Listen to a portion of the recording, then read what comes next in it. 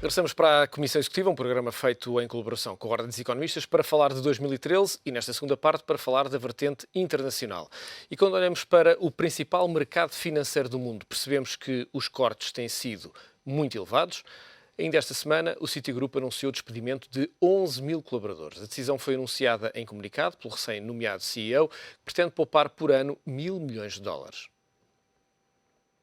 As portas do Wall Street não conseguiram conter a invasão dos despedimentos. Nos últimos 2 anos saíram da indústria financeira qualquer coisa como 300 mil pessoas. Mas este número está longe de ser fechado. No último ano, o Bank of America e o HSBC anunciaram que iriam despedir 30 mil colaboradores. Já o UBS revelou em outubro que iria cortar o número de trabalhadores em 10 mil.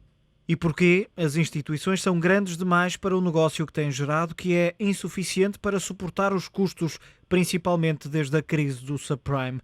Agora foi a vez do Citigroup anunciar que vai eliminar 11 mil postos de trabalho, 4% do total de postos do banco.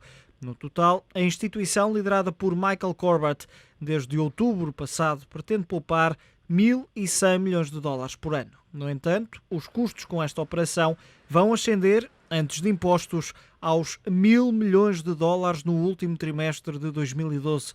Esta foi a primeira grande medida do recém-nomeado CEO do Citigroup, uma decisão que Corbat garante vai aumentar a eficiência do banco, diminuir o excesso de capacidade e também de gastos.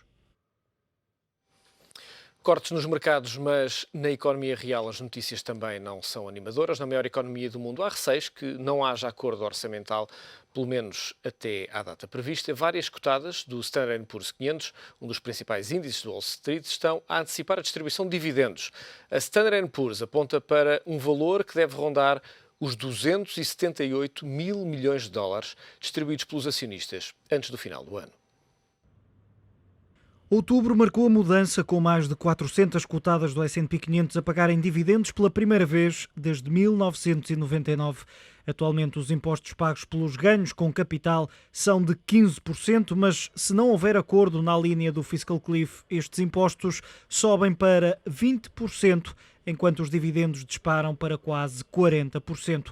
E é por recearem a falta de acordo e o consequente aumento de impostos que muitas das cotadas estão a antecipar o pagamento de dividendos, à semelhança do que fizeram num passado recente algumas cotadas portuguesas.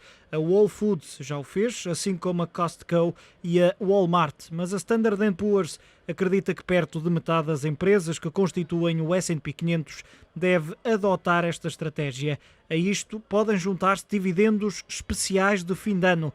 A ideia é vista com bons olhos pelos analistas. The reason you own stocks is to own stocks for dividends and for capital gains. And getting a large dividend is very good.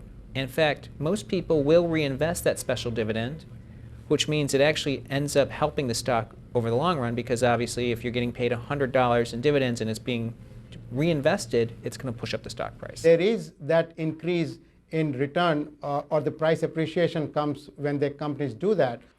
No entanto, há críticos que afirmam que estes pagamentos podem ser usados noutro tipo de investimentos, nomeadamente em projetos futuros das cotadas.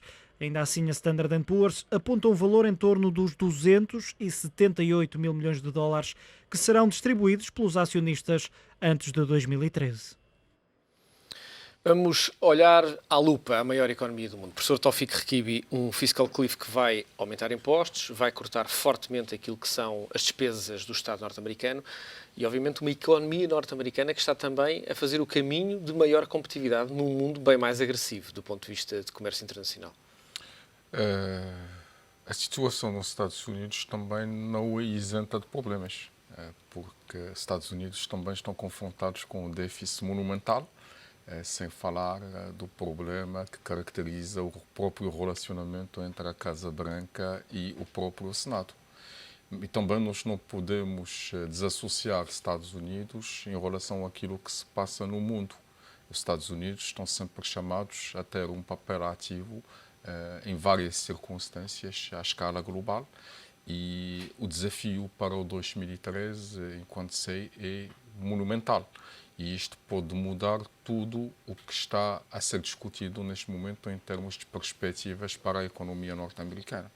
E refiro-me essencialmente aos aspectos políticos e geoestratégicos, porque tendencialmente nos últimos anos e nos últimos meses, com maior profundidade, temos tendência a ancorar cada vez mais os problemas no campo econômico, enquanto estão a surgir neste momento um conjunto de problemas do ponto de vista político e geoestratégico que podem alterar por completo as regras de jogo.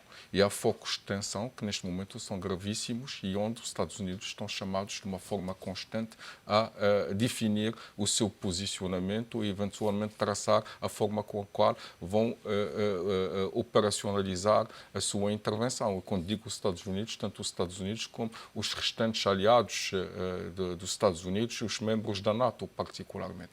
Então estou a me referir essencialmente ao que se passa no Médio Oriente neste momento e a previsão daquilo que vai acontecer no espaço da Síria, se vai haver ou não vai haver uma intervenção militar dos aliados na Síria. Existem hoje indícios bastante significativos que demonstram que está em preparação uma intervenção efetiva na Síria. Os mísseis Patriot na Turquia não são apenas defensivos, são defensivos, mas na previsão daquilo que vai acontecer, os próprios franceses, americanos, os sauditas e o Qatar estão a preparar esta ofensiva. E isto levanta uma outra questão: qual será a posição do aliado iraniano da própria Síria?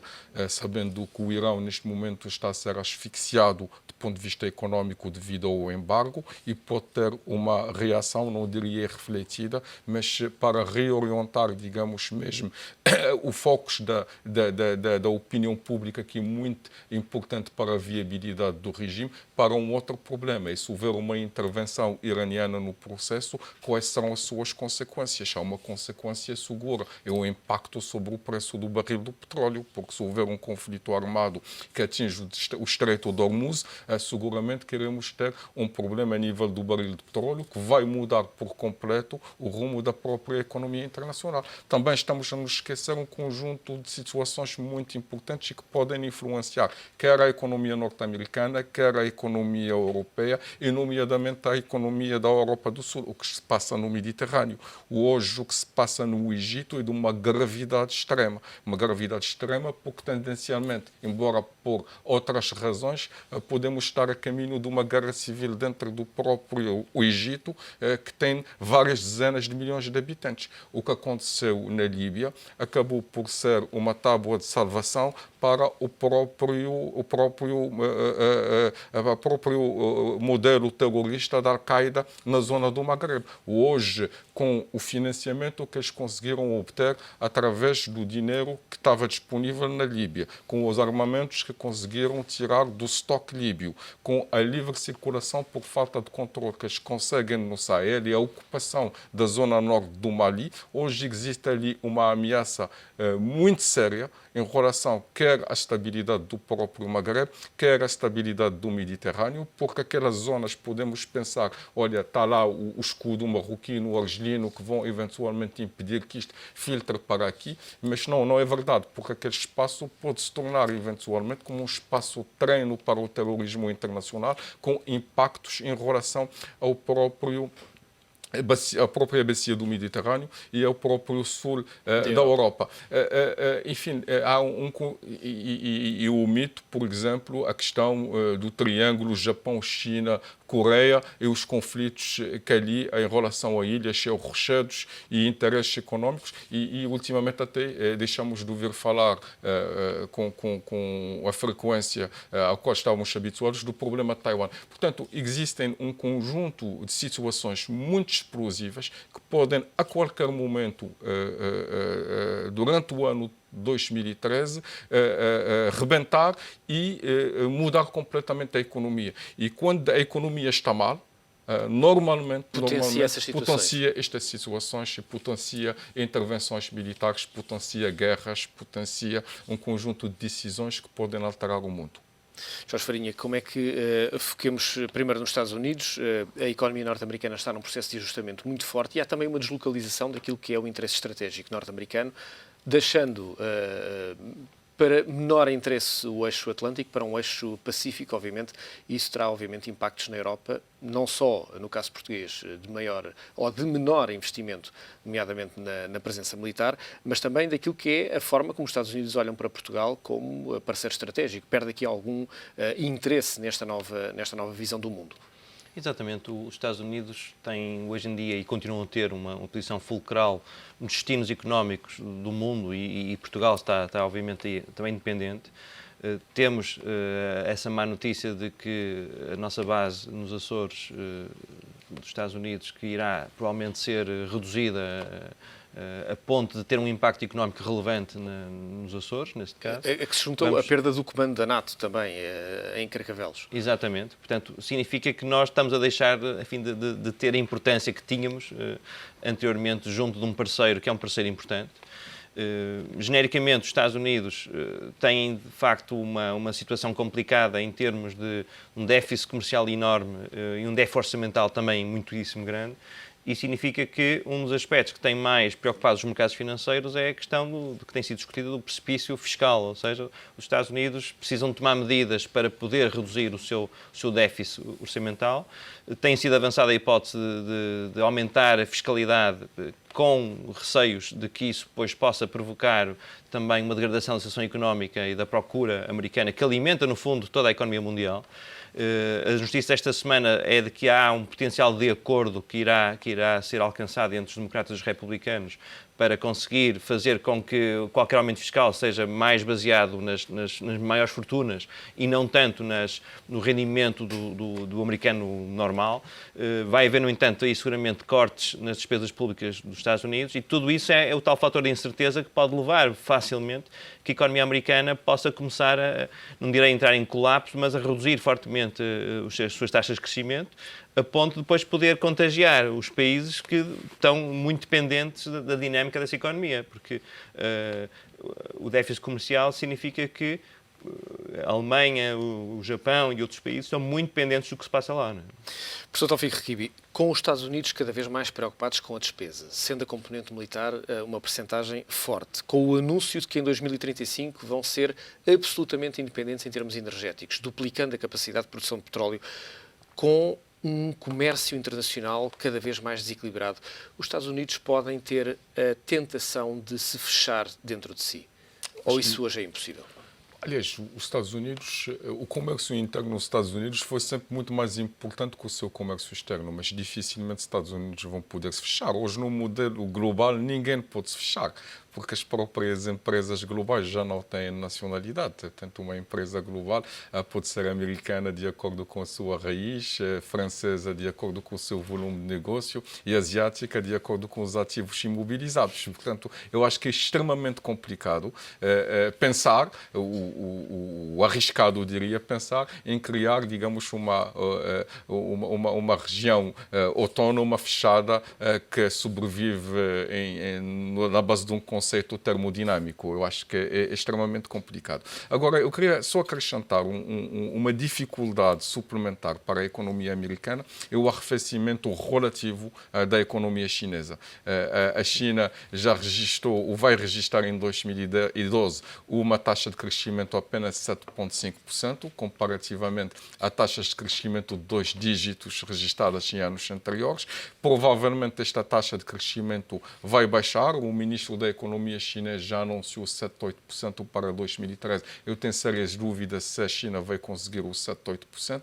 Isto quer dizer que o rendimento disponível para a China vai baixar. E isto vai implicar duas coisas. Menos capacidade da China de financiar os déficits de vários países, nomeadamente Estados Unidos, e eventualmente a necessidade da própria China ir buscar dinheiro que tem aplicado em obrigação de outros países. E isto pode ter uma influência também naquilo que vai se passar nos Estados Unidos nos próximos tempos. Estados Unidos já perdeu o AAA, por menos através de uma das agências de rating. Eu acho que o nível de classificação dos Estados Unidos, como do Reino Unido, por exemplo, continuam, do meu ponto de vista, artificiais face à sua realidade económica. O seu nível real é muito mais baixo. Vamos ver como é que também nos mercados Estados vão se comportar. Agora, seguramente, eu acho que os Estados Unidos não podem viver fechados sobre si, senão seria dramático, quer para os Estados Unidos, quer para o resto do mundo. Jorge Farinha, esta questão chinesa e aquilo que é o abrandamento do crescimento chinês. O crescimento chinês tem sido, digamos, a argamassa que tem conseguido juntar as várias nações dentro da China neste processo de mudança radical daquilo que é a China, com um abrandamento do crescimento, obviamente focos de tensão aqui, para além dos focos regionais que o professor Taoufik Rekibi falava na altura, nomeadamente com o Japão, nomeadamente com Taiwan também, relativamente a esta questão chinesa. Como é que olha para a China nos próximos tempos? Eu acho que a China pode ser a grande surpresa de 2013. Vai haver uma nova equipa dirigente que vai assumir o controle do país agora em fevereiro, março de 2013 e, de facto, os desafios que se lhe colocam são enormes. Eu penso que há uma consciência por parte dos chineses de que a situação atual tem o seu grau de insustentabilidade, ou seja, não podemos manter para todo sempre uma China fortemente exportadora ao nível que está, sem que isso traga, obviamente, pressões para corrigir os problemas de desvalorização cambial.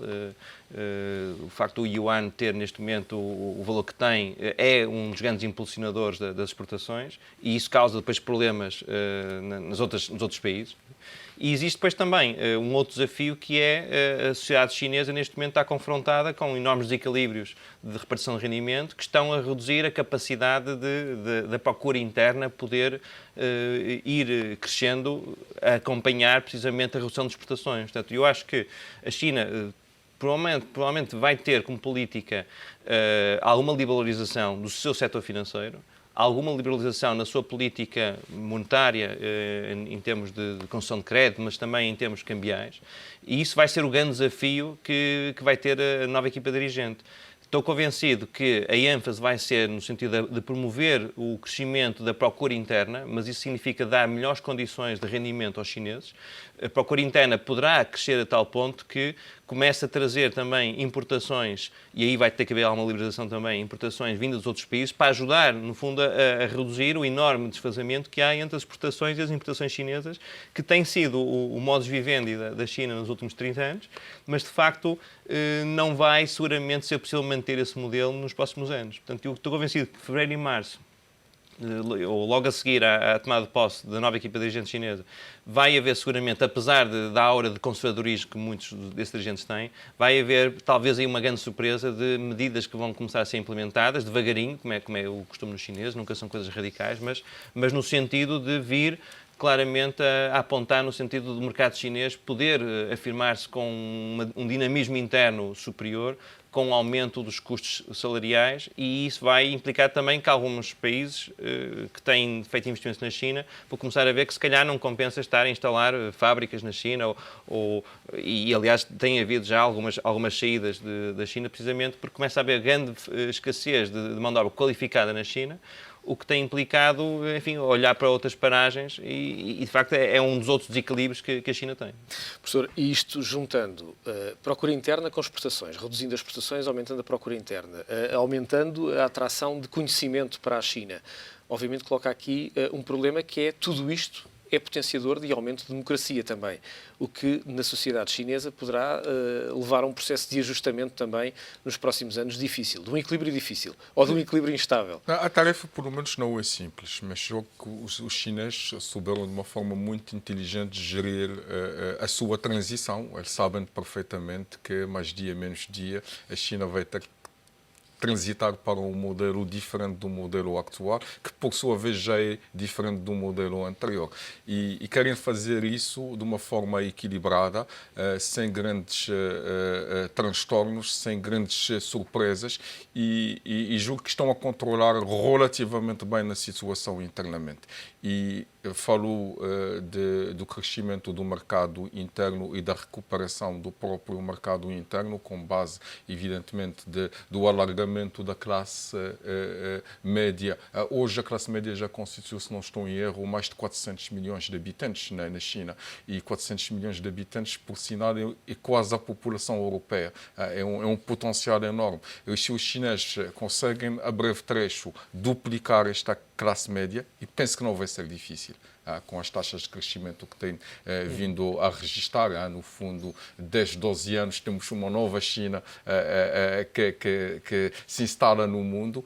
Se duplicarem a classe média, vão ter um mercado interno com potencial de tal maneira importante e com uma região também extremamente interessante para mesmo o comércio entre países que estão naquela região da Ásia, que a China vai ficar um pouco imune em relação àquilo que pode acontecer quer na Europa, quer nos Estados Unidos. Agora, isto não quer dizer que as relações políticas entre a China e Estados Unidos não sejam caracterizadas por grandes níveis de incerteza, até por o impacto da dívida norte-americana em relação ao chinês, por as questões internacionais onde estão com opiniões divergentes e tudo depende também de como é que decisores chineses e americanos vão gerir a sua relação nos próximos tempos. Professor Taoufik Requibi e professor Jorge Farinha, é sempre um prazer recebê-los nesta Comissão Executiva. Falámos de 2013, ou tentámos